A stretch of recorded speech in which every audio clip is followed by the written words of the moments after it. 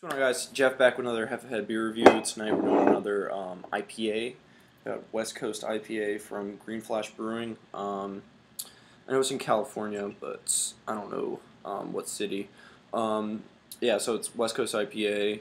They're from the West Coast. They're one of the breweries that do it the best, though. At least of the ones that I've had. And it says on here, extravagantly hopped.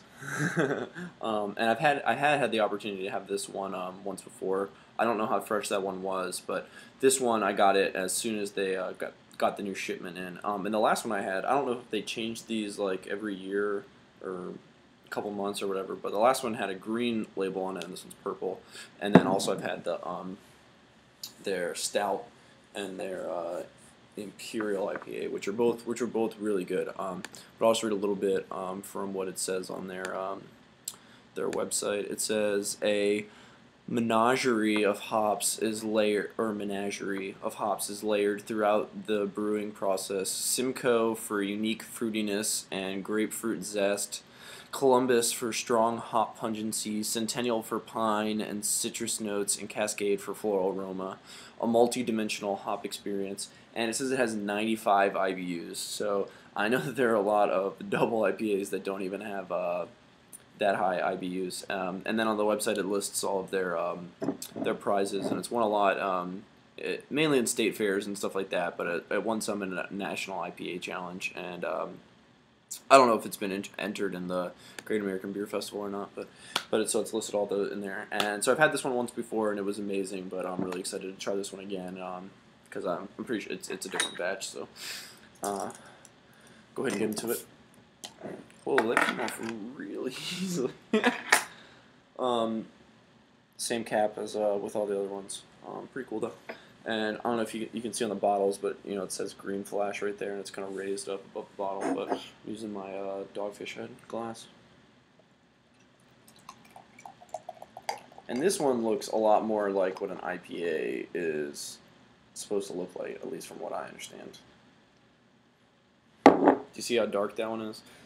The last couple that I've had have been really light, but this one has got way more of a copper color, I'd say, with like a little bit more rusty hues in there, got a little orange, and it's definitely got some hop haze. Not all the light's getting through there, which I actually haven't had in a while. And there's even like a little bit of maybe like some hop particles or whatever floating around there. Got some nice floaties, but it's got about 2 fingers of a nice creamy looking head. Kind of pretty big bubbles on the top, but they're dissipating a little bit, but not even holding this up to my nose, and I can already smell how hoppy this one is. So let's go ahead and get into it.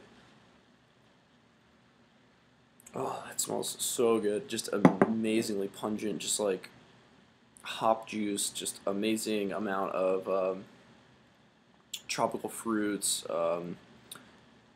pineapples, maybe apricots, those kind of things. It smells so good.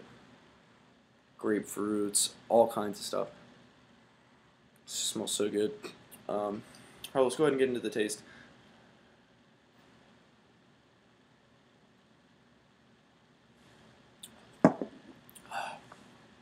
That's so good. It's just insane amount of hops in this one. It's so bitter, but it's not like obnoxiously bitter. This is just so good. It's so clean tasting and smooth, and it's pungent. I mean, it does have a nice dry finish, but you're getting a good amount of bitterness lingering on your tongue there, but it's not annoying, and it doesn't last for too long. It's not sticking around. Let me give it another taste. Yeah, that's so good, and you are getting a little bit of malt to balance out the bitterness. I mean, as you can see, they use a good amount of malt from the darker color, which is I guess different than some IPAs. I thought that most IPAs were darker like this, but those last two ones that I've reviewed were relatively pale, at least compared to this one. But I've had this one, yeah, like I said, I've had this one before, and this is definitely in my top 5 for single IPAs. It's really just amazingly clean tasting. So just to review, as you guys can see, beautiful copper color. with a nice head that's sticking around, and and you can see it's sticking to the glass a good bit, and it's just amazing looking. Smell is extremely pungent, just like hop juice, lots of tropical fruits and things like that. And then the taste is just amazing. It's got a nice clean finish, big bitterness up front, but then you're getting some more of those tropical fruits and other things that are they're very pleasant tasting in these beers. It does have a good bit of hop. I mean, not hop, a malt to balance it out towards the end of the taste, and then it does have a nice dry finish with a little bit of bitterness lingering, but it's not annoying at all. Just give it one more taste. Yeah, that's incredibly smooth and delicious. Yeah, like I said, definitely my top 5. I'm gonna give this one an A. I'm gonna give it a low A, 93.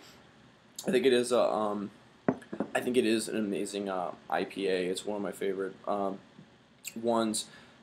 Some things that do hold it back is, I mean, it's like $3 for a bottle. So I mean, it might be a little bit cheaper than the Sculpin, but I don't know. I just don't. It just doesn't. It's just not heads and tails like above other IPAs. But it is an amazing beer, and if you guys can find it, definitely check it out. I know it's available in 4-packs, and I don't think it comes in bombers, but it should be in 4-packs and on draft. And like I said, about $3 a bottle. Excuse me, maybe about $10 for a 4-pack or so. So it gets an A from me. 93. It's really delicious. If you can check it out. I mean, if you can find it, definitely check it out. So until next time.